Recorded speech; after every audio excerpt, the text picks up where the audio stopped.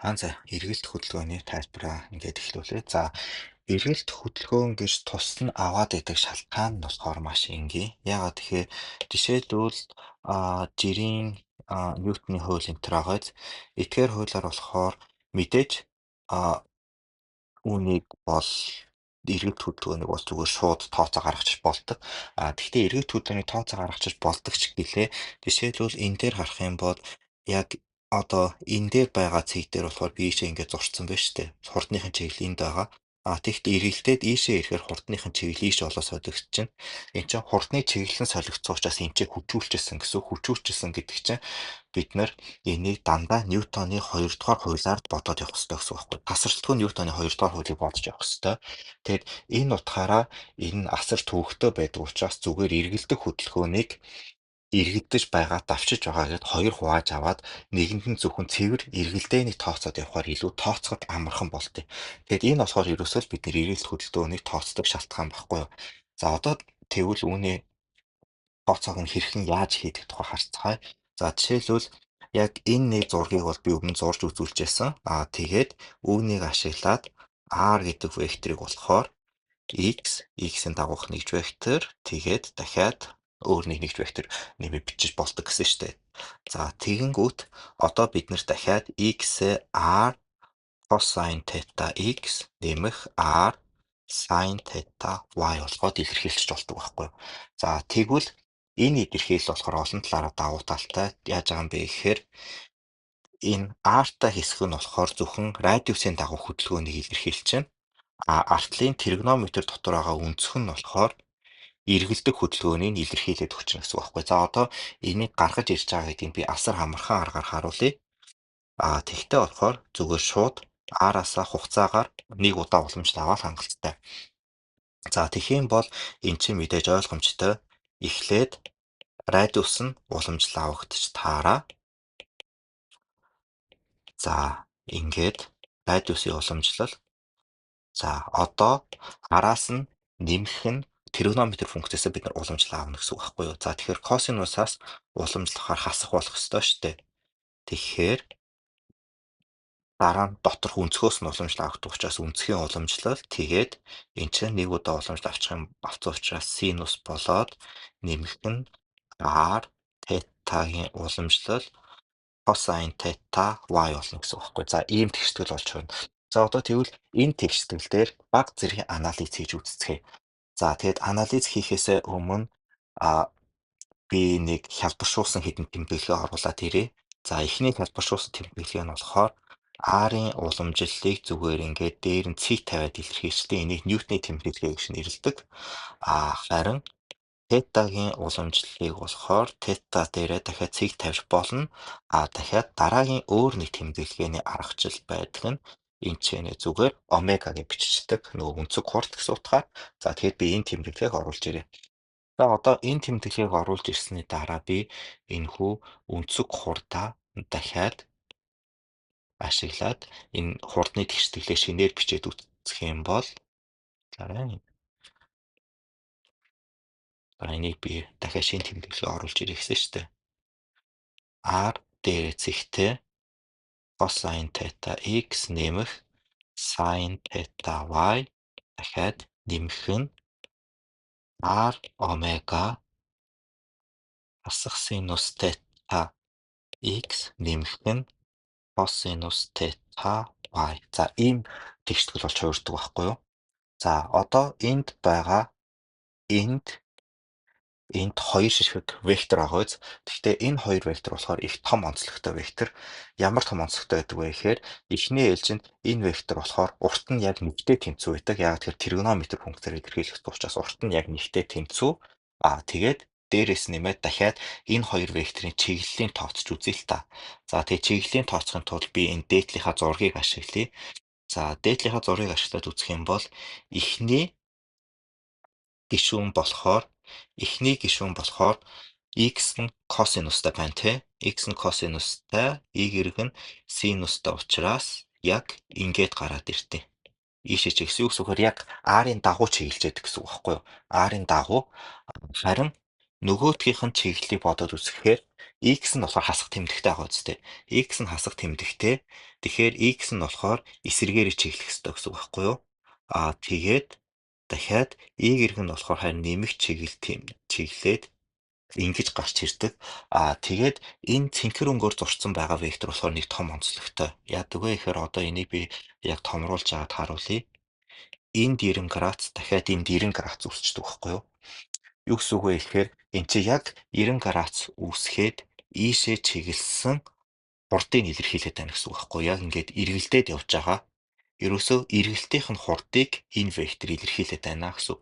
Тэгэхээр юу гэсэн үг вэ гэхээр үүнийг би дахиад хялбарчлаа бичих юм бол ингэж яагаад энийг болохоор зүгээр шууд R-ны дагуух нэгж векторыг тэмдэглэждэг. Нэмэх нь R омега тэгээд энийг болохоор тетагийн дагуу гэсэн утгаар ингэж тэмдэглэдэг. Тэгээд тетагийн дагуу гэж энэ ямар учиртай вэ гэхээр яг энэ тета гэсэн энэ өнцөг байгааз энэ өнцөг нь ихсэж байх үед энэ цэгийн хөдлөх чиглэл гэсэн үг байхгүй. Тэгэхээр энэ өнцөг ихсэх юм бол ойлгомжтой R вектор ийшээ ирнэ шүү дээ.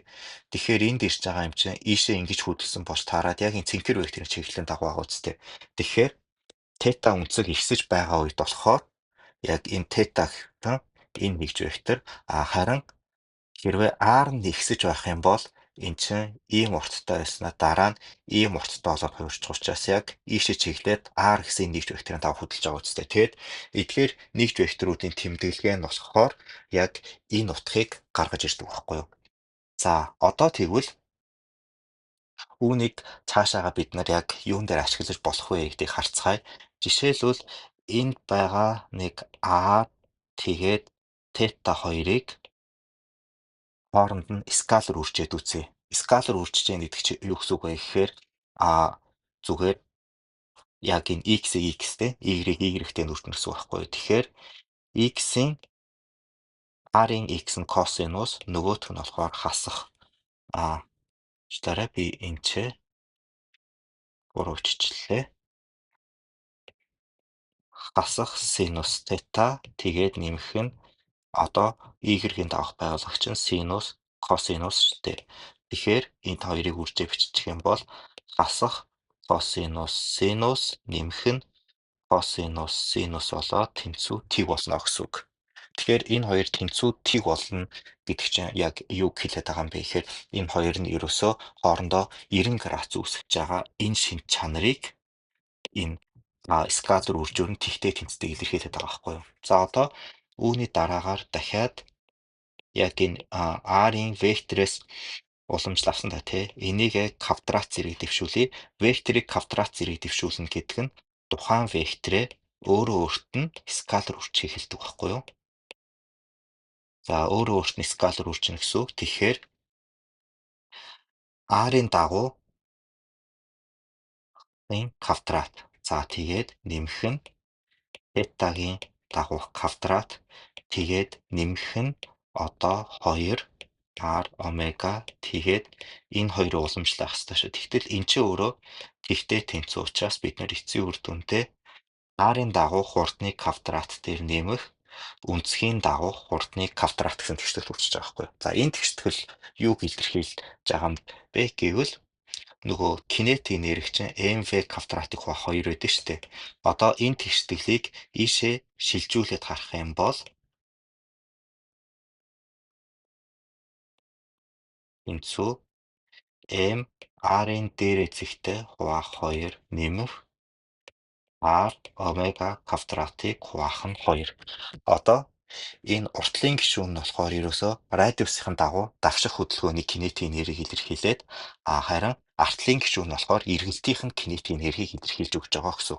Ингээд бид нар эргэлт давшилт гэсэн хоёр хэсэгт энергийн салгаа тавьчихж байгаа байхгүй юу. Тэгэд ингэж энергийг салгаж тавьсныхаа дараагаар дахиад эсрэгээрээ энэ хоёр дээрээ нэгэн дээр нь хүч тодорхойлох юм бол амар болдог. Нөгөөхөн дээр нь болохоор бид нэр хүчийг тодорхойлох хэцүү шттэ. Ягаад тэгэхээр эн чинь нөгөө нэг байнга хүч үйлчлээд тэгээ дээрээс мэд хурдныхын чиглэл өөрчлөгдөж байгаа учраас тэгээд энэ тохиолдол дээр болохоор илүү тооцоолол хялбар болохын тулд торк гэж тодорхойлж өгдөг байхгүй юу.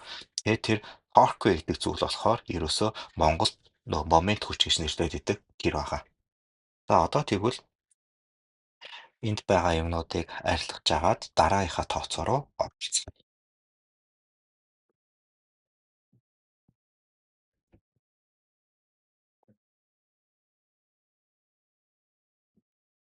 Энэ хүртэл арилгачээ. За, одоо үүний дараагаар хурцдаглын тооцож үзцгээе.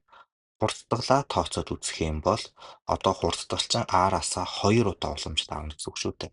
За, R-аасаа 2 удаа уламжлал авчингууд энэ уламжлал болохоор арай жоохон төвөгтэй болж ирдэг. Жишээлбэл одоо зүгээр дан R-ын 2 удаагийн уламжлал бол мэдээж орж ирнэ гэсэн үг. Тэгээ түрүүнийхээ би хялбарчилсан тэмдэглэгийг ашиглачи R. За, уучлаарай. За, тэгэнгүүт энэ маань чинь өөрөөс нь бас бид нар уламжлал авч болдог гэдэг нь аягүй чухал байхгүй юу? Тэгэд энэ араас өөрөөс нь уламжлал авчих юм бол бүрэн яг энэ дээр хийжсэнээс санаж байгаах R-ын өөрөөс нь авсан уламжлал тэнцүү тета гардаг. Энийг яг хийгээд шалгаад үзээрэй. Тэгэд яг энэ бол гардыг. Харин тетагаас авсан уламжлалт нь болохоор хасах R гардаг. За, гэхдээ энэ ч нэг чухал гишүүн байх гарч ирэх ёстой. Тэр нь болохоор энд дахиад R-ын дээр эзэгтэй буюу нөгөө талаасаа омега үржигдэх ёстой. Энд бас омега үржигдэж ах ёстой. Яагаад тэгэхээр энэ хугацаагаар уламжлал авч байгаа учраас өөрчлөлт нь энэ омега болж орж ирж байгаа гэсэн үг байхгүй юу? За, тэгэхээр ингэж бодогдоод за дахиад энэ дээр нэмэх нь одоо энэ артлынх нь R-аас бид нар уламжлал авна гэсэн үг шүү дээ. R-аас уламжлал аваад үзэх юм бол мэдээж R дээрээ цэгтэй омега тэгээд эн чинь болохоор тетагийн дагуух 1 вектор болчихно. За, одоо энэ дээр дахиад нэмэх нь R тетагаас 2 удаа уламжлал аваад тетагийн дагуух 1 вектор. За, тэгээд нэмэх нь дахиад артай гишүүнээс нь дахиад уламжлал авч таарна. Тэгээд омега тетагийн дагуух 1 вектор. За, одоо дахиад хасах нь омега квадрат R-ын дагуух 1 вектор. За, хурцдагл нь ингэж задарч бичигддэг байхгүй юу? За, одоо тэгэхээр үүнийг эмэгтэйд бичих юм бол R-ын дээрээ 2 цэгтэй R-ын дагуух 1 вектор хасах R омега квадрат R-ын дагуух 1 вектор нэмэх нь R омега тетагийн дагуух 1 вектор нэмэх нь R тетагийн дээр 2 цэгтэй тетагийн дагуух 1 вектор. За, ийм тэгштэглүүд хуваагдаад энэ тэгштгэл нь юу илэрхийлээд байгаа юм бэ гэхээр хамгийн эхний гишүүн нь болохоор ерөөс R-ын дагуух хурцдагл ах үстэй. Дараагийн гишүүн нь болохоор айгу танил гишүүн байгаа. Энэ чинь ерөөсөө юу илэрхийлж байгаа юм бэ гэхээр энэ гишүүн чинь болохоор хамгийн том онцлог нь төв рүүгээ чиглэх байхгүй юу? Яа тэгэхээр хасах R байгаа юм чи төв рүүгээ чиглээд тэг хэмжээ нь болохоор R омега квадрат гэсэн байгаа. За, тэгвэл энийг түрүүний тэгштэглээ ашиглаад бид нар зүгээр жоохон хувиргаад үзье. За, тэгээ цэвэр эргэлт байгаа. Цэвэр эргэлтдэх хөдөлгөөн дээр болохоор омега чинь V квах нь R-аар илэрхийлж болдог. Гэхдээ энэ бол цэвэр эргэлтэн дээр. Цэвэр эргэлтийн үед зөвхөн ингэж болдог. Тэгэхээр энэ тэгштэглийг ашиглаад илэрхийлчих юм бол V квадратыг квах нь R буюу mv квадратыг квах нь R нь хүч нь олж таарч байгаа хэвээр хурцдаглын маасан төржүүлээд тэгэхээр эн чинь болохоор нөгөө нэг төв тэмүүлэг хурцдагл гэсэн үг байхгүй юу. Тэгээ төв тэмүүлэх хурцдагл болохоор зүгээр шууд ингээд батлагдчих болтыг. Ингээд батлагдчих болдог. За, ингээд төв тэмүүлэх хурцдагл гараад ирсэн. За, дараа нь гинт нэг гишүүн орж ирсэн байгаа. Энийг болохоор Королеосын хүч гэж нэрлэдэг. Тэгээд энэ Королеосын хүч болохоор дараа нь бүр тусад нь хийхгүй бол нэлээд том сэдв. За, тэгээд энд нэг гишүүн орж ирсэн байгаа. Энэ болохоор ерөөсөө биднэрт нөгөө нэг өнцөг хурцдаглыг илэрхийлээд байгаа. Өнцөг хурцдаглыг илэрхийлж байгаа гишүүн. Тэгэхээр өнцгийн дагуу өнцөг хурцдагт Королеосын хүч 2 байдаг. Тэгээд дээрээс нь нэмээд радиусын дагуу болохоор радиусын дагуу хурцдагл тэгээд төв тэмүүлэх хурцдагл байдаг гэсэн үг байхгүй юу? Энэ эргэлтийн хөдөлгөөний яг үндсэн зарчмуудыг шууд ингээд батлаад гаргаад ирж болт юм. За тэгээд энэ бүхэн энчээ яриад дуусаагүй. За дахиад хэрвээ түрүүний нэг юмыг санаж ивэл нар омега квадратыг хуваах нь 2 нь болохоор эргэлтийн кинетикийн нэр болно гэж хэлсэн шүү дээ. Тэгвэл энэ тэгштэглийг одоо зүгээр шууд ингээд илэрхийлж бас болдог байхгүй юу? МР квадрат омега квадратыг хуваах нь 2 болгоод өөрчлөлт илэрхийлж болдог. За тэгээд энд байгаа урд талын энийг нь болохоор ерөнхийдөө эргэлтийн масс харин энэ нь болохоор эргэлтийн хурд гээд үзчих юм бол яг бидний мэддэг тэгштэй адилхан байгаад байгаа биз? Яг адилхан шин чанартай болчдөг байхгүй юу? За тэгээ сонирхолтой зүйл нь үүгээр дуустдаггүй. За тэгвэл ингээд хийчих болж байгаа юм бол энэ тэгштэглийг дахиад энэ тэгштэглээсээ L тэнцүү M R квадрат омега гэж тодорхойлчвол ямар вэ гэдэг байхгүй юу? За эндээс харах юм бол энэ уртлынх нь болохоор энэ эргэлтийн масс агаад артлынх нь эргэлтийн хурд. Тэгвэл ингэж тодорхойлсны дараа энэ L-ээсээ уламжлал аваад үсэх юм бол мэдээж m чинь тогтмол учраас гараа явчихна. Тэгээд r квадрат омегагаас уламжлал авчих юм бол дээр 2-той. Тэгээд нэмэх нь 2 m r r-ын даах уламжлал омега болж хувирна шүү дээ.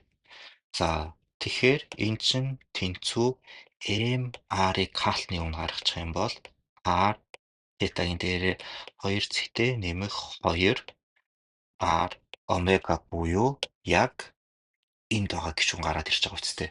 Юу гэсэн үг вэ гэхээр бид нэр дөнгөж сая нөгөө хурддагтыг ингээд илэрхийлчих болоод байгаа гэсэн үг байхгүй юу? Тэгэхээр эн чинь болохоор яг нөгөө эргэлдэж байгаа систем эргэлтийн дагуу хурдтаглан штэ. Тэгвэл энэ гишүүн чи эргэлтийн дагуу хурдтгал юм бол MR А гэд илэрхийлж болж байгаа үстэй. MA гэж илэрхийлж болно. За тэгээд MRA гэд эргэлтийн дагуу хурдтгалаа ингэж илэрхийлсний дараагаар дахиад зүгээр ерөнхий тохиолдолд болохоор энэ болохоор жоохон толгой эргүүлж магадгүй. Тэгтээ ерөнхий тохиолдолд бид нэр энэ корреляцийн хүчийг бол нэх амар тооцож өгдөггүй. Корреляцийн хүчийг бол нэх амар тэг сүртэй тооцож авдаггүй. Яагаад тэгэхээр энэ гишүүнийг тэгээр дандаа тооцож тавьдаг байхгүй юу? Тэгэд энэ гишүүнийг хэрвээ тэгээр тооцсон гэд бодоод үзэх юм бол эн чинь зүгээр MR квадрат θ-гийн дээрээ 2 зэгтээ буюу нөгөө эргэлтийн массыг эргэлтийн хурдтгалд нь өрсөнтэй тэнцсэн байгаа үстэй. Тэгээд эндээс нөгөө торк гэдэг ойлголтоо оруулж ирдэг байхгүй юу? Энэ тэгштэглийг харах юм бол m-ийг a-д үрчих юм бол эн чинь хүчтэй. Тэгэхээр хүчийг радиуст үрчилсэн байгааз. Тэгэхээр одоо эднэрийг дахиад арилгаад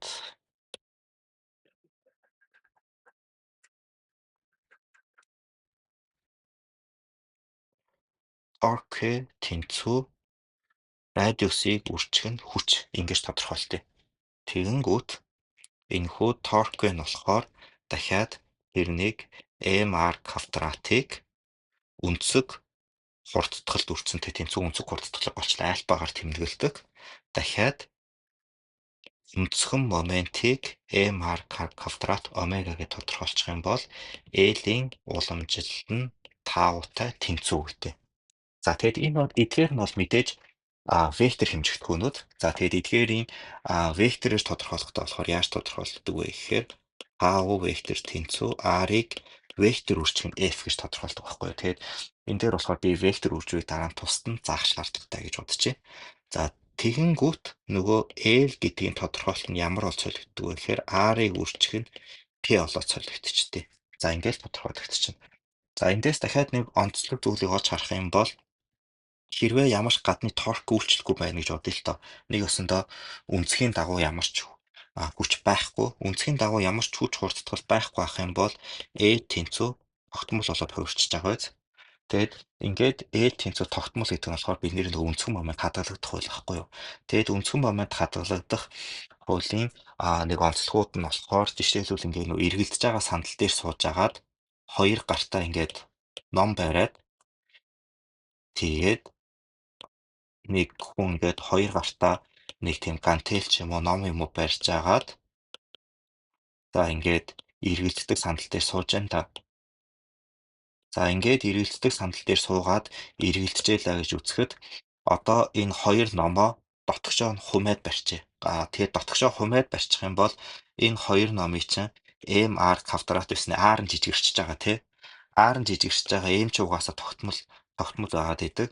Тэнгүүт энийг омега дүрцсэн дандаа тогтмол байх хэрэгтэй гэсэн шүү дээ. Тэнгүүт R нь жижигэрчих юм бол дагаад омегагаа хэсэгт доош таарч байгаа хэрэгтэй. Тэгээ тийм байдаг учраас яг ийм эргэлдэг сандал дээр хоёр гараа тэнээлгэж ном барьж эргэлдэж агаад хоёр гараа хумчхаар омега нь ихсээд илүү хурдан эргэлдээд эхэлдэг байхгүй юу. Тэгээд буцаад гараа тэнээлэхээр буцаад удаан эргэлдэнэ. Буцаад гараа хумхаар хурдан эргэлддэг. Тэгээд энэ болохоор яг энэ өнцгөн маргаанд хадгалах гуйлыг туршдаг хамгийн энгийн бөгөөд амархан туршилт байдیں۔ За тэгээд мэдээж энэ хүрээ дуусахгүй дахиад нэг жижигхэн ойлголт байгаа. Тэгвэл энд байгаа MR квадрат гэж байгаас MR квадрат гэдгийг одоо бодоод үзье л та. Жишээлбэл нэг юм зээрэнцэг байлаа гэж бодъё. Зээрэнцэг байх юм бол энэ зээрэнцгийн одоо цэг болгон дээр нь MR квадратыг бодно гэсэн үг. Жишээлбэл энэ ч нэг жижигхэн хэсэг авангуудаа энэ жижигхэн хэсгийнхаа массыг энэ радиусын квадрат үржээд энэ жижигхэн хэсгийнхаа массыг энэ радиусын квадрат үржээд тэгээд бүгдийн хооронд нэмэх шаардлагатай гэсэн үг. Тэгэх юм бол бид нийт инерцийн момент гэж нэрэгдээ энийг инерцийн моментыг олж болно. За тэгтээ ингээд бүгдийн нэмээд олно гэхээр чинь бол үнэхээр зовлонтой ажил болно. За тэгээд ингээд зовлонтой ажил болдог учраас энэ ажлыг хялбарчлахын тулд интеграл ашигладаг байна. За интегралаа яаж ашигладаг вэ гэхээр асар жижиг массны хэсэг чинь нягтыг нь эзэлхүүнд нь асар жижиг тухайн хэсгийн эзэлхүүнд үрдсэнтэй тэнцэн. Тэгэхээр дээдлийн тэгштгэл чинь R квадрат ро тэгээд дифференциал эзэлхүүн болоод хувирчна гэсэн үг. За тэгээд нягт нь угаасаа бүх зэг дээр тогтмол юм чинь нягтаа урагшаа гаргаж тавиад зүгээр ийм тэгштгэл болгоод илэрхийлж болно. Одоо тэгвэл би энийг зээрэнцгийн хувьд бодож харуулъя. За зээрэнцгийн хувьд одоо яг эгц дээрээс нь хараад үзье л та. Эгц дээрээс нь хараад үзэх юм бол эхлээд эндээс ийшээ ингэж зураад энэ дотор болохоор дифференциал үнцэг гэдээ үзчих. Асар жижигхэн үнцэг. Тэгээд дахиад энчэнэ R гэсэн зайд энчэнэ дифференциал радиус авчи. Тэгээд энэ нэг жоохон талбай бодож үзье заяа. Тэгэх юм бол энэ талбай чинь энд байгаа урт нь болохоор R дифференциал тетатай тэнцүү шүү дээ. Энэ урт нь дифференциал R-та тэнцүү юм чинь талбай нь бол тодорхой R dr d тета гэсэн үг. Тэгээд эзэлхүүнийг олох юм бол мэдээж хэрвээ энэний өндрийг одоо L гэд авчих юм бол L дээр үржил тэгэл дуусаа гэсэн үг байхгүй юу. За тэгэнгүүт одоо энэ чинь манай дифференциал эзэлхүүн болж таарна. За энэ манай дифференциал эзэлхүүн болж таарсан юм чинь одоо ро интеграл R квадрат R dr d тета. За тэгэд үнцэгчин болохоор мэдээж тийг өнцгөөс ихтэй бүтэн тойруулаад авчих хэрэгтэй шүү дээ. 0-оос 2π хүртэл бодож таарна. За тэгэнгүүт эн чинь бол одоо өнцгөөс хамаарсан ямар ч зүйл байхгүй учраас энэ интеграл бол шууд зүгээр 0-оос 2π хүртэл d тета гэсэн интеграл тета 0-оос 2π буюу 2π ингээ гарна гэсэн үг. За тэгэхээр 2π тета тэгээд одоо L нь бас энд байгаа шүү дээ урагшаа гараад тэгээд зөвхөн R куб дифференциал R. Одоо радиусаа болохоор бид тэг радиусаас эхлээд зээрэнцгийн нийт радиус хүртэл бодох ёстой учраас 0-оос R хүртэл бодно. За 0-оос R хүртэл бодохоор энэ чинь 2π ро L тэгээд 4-1 R-ын 4 зэрэг 0-оос R хүртэл тэгэнгүүт 2-1 π ро L тэгээд R-ын 4 зэрэг гэсэн тэгштэл болж байна гэсэн үг байна. За тэгэнгүүт энэ зээрэнцгийн өөрийн чинь эзэлхүүн нь V тэнцүү P R квадрат L тэнцүү штэ. Ерөөсөө өөрийнх нь эзэлхүүн нь тэгээд энийг V дүрсчих юм бол манай зээрэнцгийн нийт масста тэнцүү тэгэхээр 2-1 P R квадрат L ро тэгээд R квадратыг задлаа авчиж болж байгаа үстэй. Тэгэнгүүт эн чинь m r 2-1 m r квадрат буюу бидний хичээл дээр үздэг тэгшдэг толгой батлагдаад гараад ирчихэж байгаа байхгүй. Ингээл дуусаа. Тэгэд E бүсийн момент гэдэг ойлголт ерөөсөө эндээс гарч ирдээ. За одоо эндээсээ үргэлжлүүлээд таталцлын хуулийн нэг хэдэн сэдв хийгээд тэгээд ерөнхийдөө энийг би дуусгах гэж бодож байна. За таталцлын хуулийн сэдв дээр болохоор хамгийн эхэлж ярих зүйл нь бол мэдээж Ньютоны хууль байгаа. За таталцлын хууль дээр Ньютоны хууль чинь болохоор Gm1 m2 r квадрат гэсэн тэгшдэгтэй шүү дээ. За одоо тэгвэл энчээ нэг юм од байгаа, энчээ нэг юм гариг байгаа. Энэ болохоор star, ингээд planet. За тэгэнгүүт энд нэг чухал зүйл нь таталтын хүч од руугаа чиглэж үйлчлэх байхгүй юу? Татаж үйлчлэх учраас эн чинь чиглэлд нь хасах G m1 m2 r квадрат r-ын дагуух r-ын дагуух нэгж вектор тэгээд m дахиад нөгөө нэг R-ын 2 удаагийн уламжлал гэсэн үг. За тэгэнгүүт одоо нөгөө R-ын 2 удаагийн уламжлалтай тэгшдэглийнхаа бид нэр зөвхөн R-ын дагуух гишүүдийн л ялгаад бичих хангалттай гэсэн үг. R-ын дагуух гишүүдийн. За зөвхөн R-ын дагуух гишүүдийн ялгаа бичих юм бол хасах G за нэг мөсөн одны массыг том эмээр гаригийн массыг жижиг эмээр тэмдэглээд R квадрат тэнцүү жижиг m тэгээд R-ын дагуух 2 удаагийн уламжлал хасах m тэгээд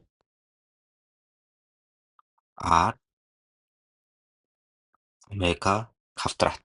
За ингээл болоо. Энэ болохоор ерөөсөө ерөнхий хөдөлгөөний тэгшдэглэл болно. Гэхдээ гол нь энэ хүрээ дуусаагүй шүү дээ. Дахиад нэг үнцгийн дагуух тэгшдэглүүд байж байгаа. Гэхдээ үнцгийн дагуух тэгшдэглүүд чинь биднээс нэг чухал зүйл ярьж байгаа. Яа тэгэхээр үнцгийн дагуух хүч байхгүй байгаа шүү дээ. Үнцгийн дагуух хүч байхгүй байгаа гэдэг чинь нөгөө L нь тогтмол гэсэн утгатай болоод хувирчиж байгаа байхгүй. Үнцгийн дагуух хүч байхгүй учраас L нь тогтмол. За тэгэд үнцгийн дагуух хүч байхгүй L нь тогтмол юм чинь m r квадрат омега нь тэнцүү тогтмол буюу эндээс бид нар r квадрат тэгээд ингэж бичсэн ч болно эсвэл омегаар бичсэн ч болно шүү дээ. Энийг L гэж бичээд энэ L гэдэг зүйлийг болохоор зүгээр тогтмол тоогоор аваа явчих болно гэсэн үг. За одоо үүнийхээ дараагаар харцгаая. Эхний ээлжинд би нэгийг хуваах R тэнцүү U гэж байгаа нэг шинэ хувьсагч тодорхойлж үзье. За энэ хувьсагчийг тодорхойлж үзэж байгаа шалтгаан нь болохоор маш энгийн. Яах гээд байгаа юм бэ гэхээр энэ шинэ U гэдэг хувьсагчаасаа θ-гаар уламжлал аваад үзье. Тэгэх юм бол эн чинь нэгийг хуваах нь R-ийн уламжлал шүү дээ. Тэгэхээр тэнцүү нэгийг хуваах нь R квадрат R-ийн θ-гаар авсан уламжлал болно гэсэн үг. За одоо тэгэд энэний дараагаар дахиад нөгөө нэг уламжлалын нэг дүрэн байгаа шүү дээ. Давхар chain rule гэдэг. Chain rule-ийг би одоо ашиглах гэдэг байгаа байхгүй юу? Chain rule-ийг ашиглах юм бол би R-аас хугацаагаар уламжлал авчаад дахиад хугацаанаасаа θ-гаар уламжлал авдаг. За тэгээд дахиад уламжлалын дүрм ёсоор R-ын хугацаагаар авсан уламжлал нэгийг хуваах нь ингээд бичиж болтой. Энэ болохоор ерөөсөө уламжлалын зарчим байхгүй юу? Тэгэхээр энийг би эмэгтэйгээр бичих юм бол хасах нэгийг хуваах нь R квадрат R-ын дээрээ зэгтээ нэгийг хуваах нь омега гэсэн тэгштэл болж хувирч байгаа үстэй. За тэгэнгүүт энэ тэгштэл чинь нэгийг хуваах нь R квадрат омега тэгээд R-ын дээрээ нэг зэгтээ. Тэгтэл R квадрат омега чинь дөнгөж түрүүхэн L гээд тогтмол тоо байдаг гэсэн шүү дээ. Тэгэнгүүт нэгийг хуваах нь L R-ын нэг удаагийн уламжлал гэсэн ийм тэгштэл болчихж байгаа байхгүй юу? За одоо тэгвэл дахиад нэг удаа уламжлал аваад үзье л та. R-аас тэгвэл жишээ нь уугасаа одоо би давхар уламжлалыг бодно гэсэн үг. Тэгэх юм бол дахиад L чинь тогтмол тоо юм чи шууд урагш агаарч яваад зөвхөн R-аас л уламжлал авах. Энэ R-ын дээрээ зэгтээс уламжлал авах хангалттай. Дахиад энийг би хялбарчл нөгөө chain rule-ээ ашиглаад ингээ бичиж болно. Энэ тэгштэл чинь нэгийг хасах Нэгийг хуваах нь L тэгээд одоо R-ын дээрээ 2 зэгтэй нэгийг хуваах нь омега ийм тэгштэл болж хуурна гэсэн үг. За тэгэнгүүт одоо энэчнээ би D дот 2 талд нь R квадратаар үржиж өгчээ. Тэгвэл энэ чинь болохоор ерөөсөө L өөрөө байж байгаа үстэй. L өөрөө байгаа юм чинь хасах R квадрат хуваах нь L квадрат R-ын дээрээ 2 зэгтэй гэдэг ийм тэгштэл болоод хуурчиж байгаа. За тэгвэл яагаад би ийм тэгштгэлийг ингэж зовон байж гаргалаа хийсэн бэ гэхээр одоо харуулъя. Энд хөдөлгөөний тэгштгэл байна. Ийм хөдөлгөөний тэгштгэл.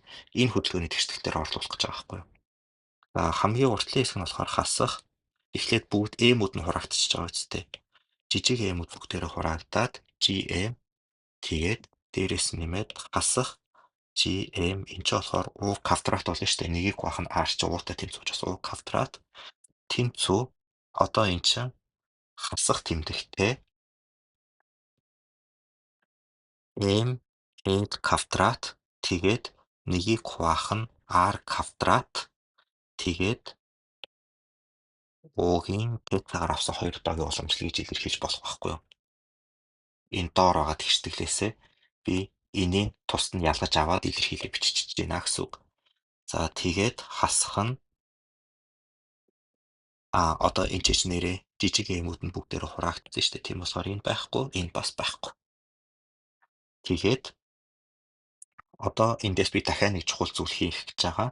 Тэр нь болохоор энэ чинь L квадрат.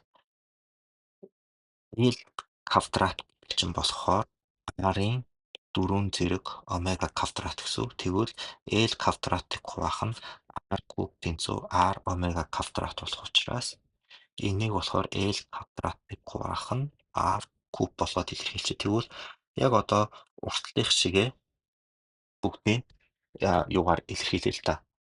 U ашиглаад тэгээ дээрээс мэд энийг арагшаанд гаргачих. Тэгвэл эн чинь L квадрат U-гийн θ-гаар авсан 2 удаагийн уламжлал тэгээд уучлаарай U квадрат нэмэх нь L квадрат U куб тэгээд хасах нь G том M U квадрат тэнцүүтэй энэчнээс U квадратуудыг хураачиж болж байгаа үстэй. U квадратуудыг хураагаад бүгдийг L квадратад хураачих юм бол U-гийн θ-гаар авсан 2 удаагийн уламжил дээр нэмэх нь U хасах GM-ийг хуваах нь L квадрат тэнцүү T гэдэг тэгштэл хүрчиж байгаа байхгүй юу? За энэ бол аюул чухал тэгштэл. Яагаад вэ гэхээр нэгдүгээрт энэ GM-ийг хуваах нь L квадрат гэдэг чинь тогтмол тоо шүү дээ. Энэ ч өөрөө тогтмол тоо байхгүй юу? Тэгээд энэ тогтмол тоохоос гадна энэ уртлын гишүүн чинь болохоор аюул танил тэгштэл байгаа. За тэгээд энийг ямар танил тэгштэл бэ гэдгийг би харуулахын тулд эхний ээлжинд энд байгаа хэрэггүй гэж бодож байгаа юмудаа арилгахчээ. За тэгэхээр одоо үүнийг би бодож харуулахын тулд эхний ээлжинд уугаас хасах том GM L квадрат тэнцүү Y гэдэг илэрхийлчихэд та. Тэгэх юм бол Y-гээс уугаар авсан уламжилч θ-гаар авсан уламжилч ойлгомжтой. Энэ чинь тогтмол тоо юм чинь шууд байхгүй болоод тэгэд уугийн уламжилтайгаа тэнцэж байгаа. Яг тэгэхээр тогтмолтоо нэмж хасж байгаа учраас шууд уламжил дотор энэ байхгүй болчихно шүү дээ. Тэгэхээр ойлгомжтой энэ тэгштэл чинь уугийн 2 удаа θ-гаар авсан уламжил дээр нэмэх U тэнцүү T гэсэн тэгштэл болохоор орчиж байгаа байхгүй юу. За тэгэхээр энэ чинь ерөөсө хэлбэлсийн тэгштэл байгаа үстэй. Нөгөө алдарт гармоник хэлбэлсийн тэгштэл.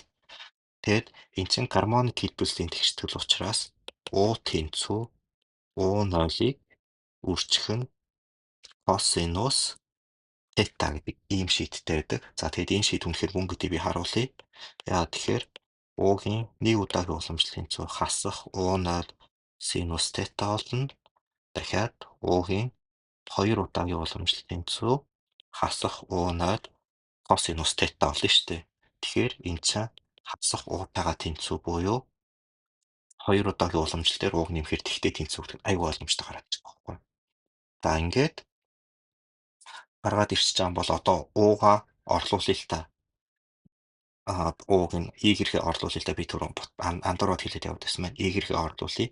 Ийгэрхээ орлуулах юм бол ийгэрхч уугаас хасах G том m-ийг хуваах нь L квадрат тэнцүү y0 косинус тета.